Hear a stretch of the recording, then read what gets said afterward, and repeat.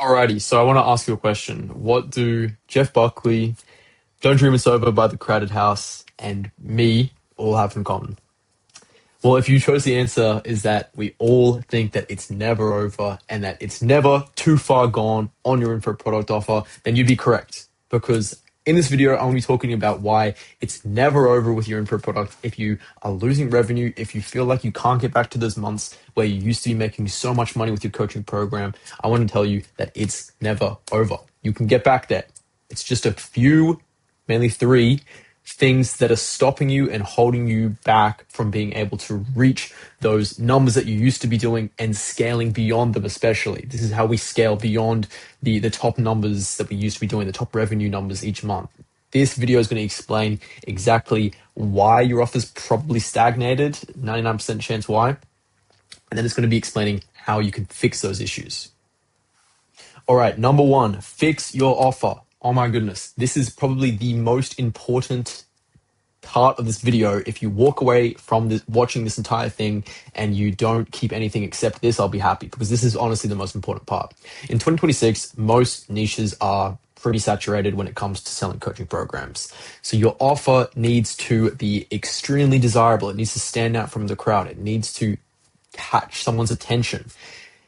It really is that simple. We can go in depth into, okay, it needs to be a product market fit. It needs to target your ICP's pain points. It needs to fit very well with who your ideal client profile is and how they're going to respond to a solution like this. Are they going to respond positively, negatively? We can go into all that. But at the end of the day, I feel like if you're a coach and you're selling coaching, you know if an offer is going to catch your attention or not. If it's just pay me 3K and I'll get XYZ done for you, is it really that great? The only way that that type of offer could work is if your own personal results and your, personal brand, your name in the space, in the niche is so well renowned and so well known that you don't even really need to have a great offer. But if you are relatively unknown and you have a smaller audience, which is most people, I feel like, your offer needs to do a lot of the talking. It needs to do a lot of the heavy lifting. So key examples here. If you have a low close rate, if prospects keep saying they need to think about it, if you're getting, them talking about competitive pricing and what's the best deal you can do for this on me, it's an issue. So the way to fix this is a couple of things, okay? You can add guarantees. Now this is, going to come across as a little bit scary for you potentially, but just be smart with this. Let's say they aren't able to see results. The lead who buys this product isn't able to see results in the first 90 days, which is a pretty long time. And what are results? That's very measurable as well. If they're not able to see results in the first 90 days, you continue working with them for free past those 90 days. So they've already paid the upfront cost for this, but you're offering to work with them for free after that 90-day period in a more one-on-one sense without charging them again. So if your program only lasts 90 days, this is a really good alternative to still have a guarantee, but protect yourself and make sure you're not doing any refund guarantees, that sort of thing. Another really important thing is shortening the time for the promised result. Now, don't be silly with this. You need to make sure that this is still a realistic explanation of the timeline. It needs to be a realistic timeline. Okay, it can't be like, yeah, you're going to make 10K tomorrow. It needs to be very realistic. It needs to be considered and thought about before you just start saying this. But if you can actually guarantee and you can have a timeline where the results are at a much faster rate, that's going to help you a lot with your offer. Even if it's smaller things, like you'll get your, first product sale in the first 30 days, right? If you're doing a dropshipping sale, like course, that sort of thing. Something small that is still measured and still tracked by the person who bought the course, so they still feel that sense of accomplishment, but nothing like extremely crazy that's ever going to put you really badly in the red. And the final thing here is making the transformation undeniable. So you need to have great case studies. You need to be showing off either your own case studies, so your personal journey in whatever business or business opportunity you're doing, you're selling coaching on, or you can use your students. Now, both are good, but students are going to be a lot better because people who are buying this product are going to be able to relate to your students a lot more than they're going to be able to relate to you. So those are three things that are going to fix your offer. Again, it's very simple. Your offer needs to be undeniable. It needs to be doing most of the heavy lifting for you. And if it's not, that's an issue. It's probably the reason why you haven't been able to get as many sales as you used to, or why your sales have steadily gone down and down and down. Because after the launch and the initial hype, what else is left? Just a kind of mid offer that not many people are going to buy. But if you have a undeniable offer that is really just selling itself, it's when people see it, they're like, okay, like it's hard for me to say no. Something with a good guarantee, something with that's not going to put you too much into the red, but it's still going to be really, really desirable for your audience. That is what's going to differentiate you from someone who's stuck making the same amount of money every single month with a coaching program, or someone who's been able to scale past it and extend to whatever revenue numbers they want per month. And the final thing here is just a great offer makes selling feel like order taking. It's really true, okay? It shouldn't be a hard sell if you have a good offer. The salespeople on your offer shouldn't be really, really trying to get payment plans off these people. The offer kind of just sells itself. Number two, now this is quite an extensive step, fixing your sales team. If your closers aren't performing well, if you're getting a crap ton of split payments and partial deposits when your offer is actually $5,000 or an extensive amount of money and you're getting $100 deposits, that's a sales issue, okay? That's not an offer issue. If you are losing leads through your pipeline, that's a sales issue. If your closers are reporting to you constantly that leads are unqualified and that they're not at a stage when they hop on the call where they're ready to buy, that's a sales issue, okay? A lot of this stuff is sales issues. Now, something that we can go through very quickly is get a sales manager or do this yourself. Either way is fine. But you need to start looking through sales call recordings. If you are getting split payments, loads and loads of split payments, loads and loads of no closes, you need to start watching call reviews. I know it's boring. No one really wants to do it. But this is the stuff you need to do if you want to be scaling up to those 6-figure months and beyond, okay?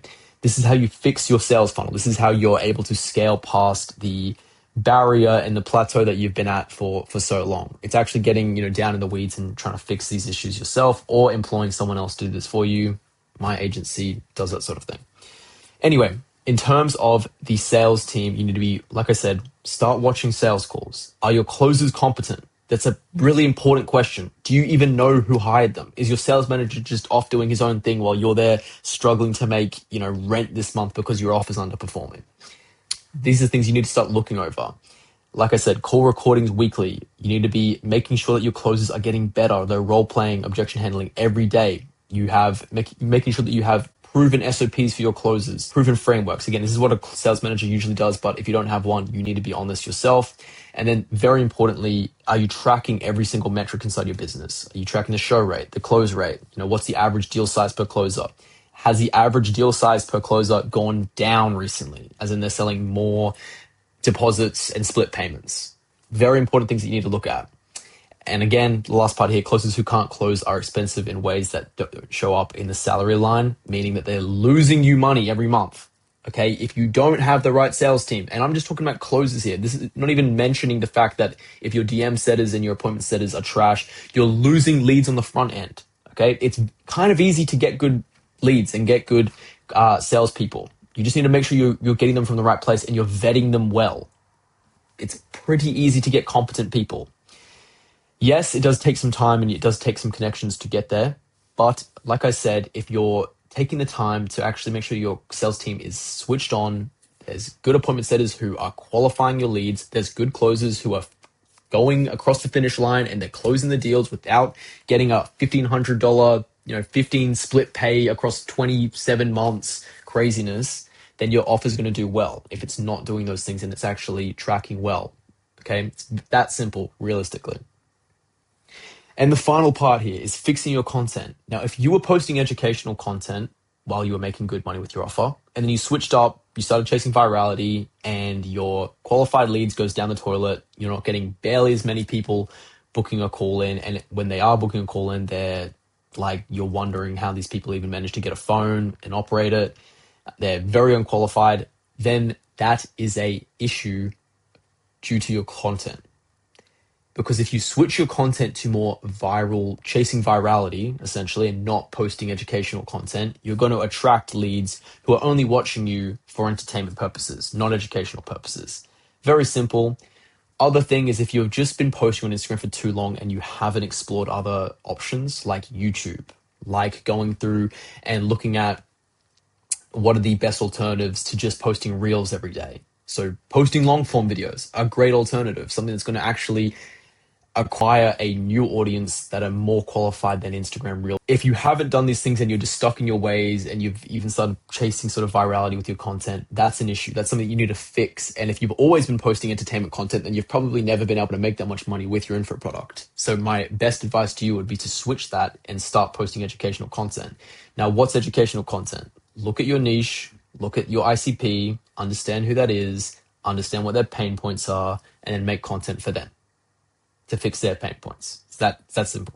Okay, you have a plethora of ideas with that. There should be endless ideas with that, and it doesn't have to always be educational content, but the majority of your content should be educational content. Okay, 70-30 split, 70% educational, and that's it, guys. That's the summary. Pick one of these three things. It's always a bottleneck. It's like running paid ads. You put money into a funnel and you look at what's broken. Okay, what's broken in your current offer, in your current coaching program? Is it the offer? Is it the sales team? Is it the content? Pick one that's the most broken and only focus on that. If all of these are broken, don't get overwhelmed and be like, I need to fix everything at once. No, that's just going to slow you down.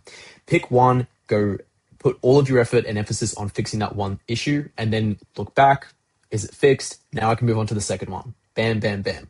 If I was to give you advice on what to start at, it would definitely be in this order: content first, offer second, sales team last.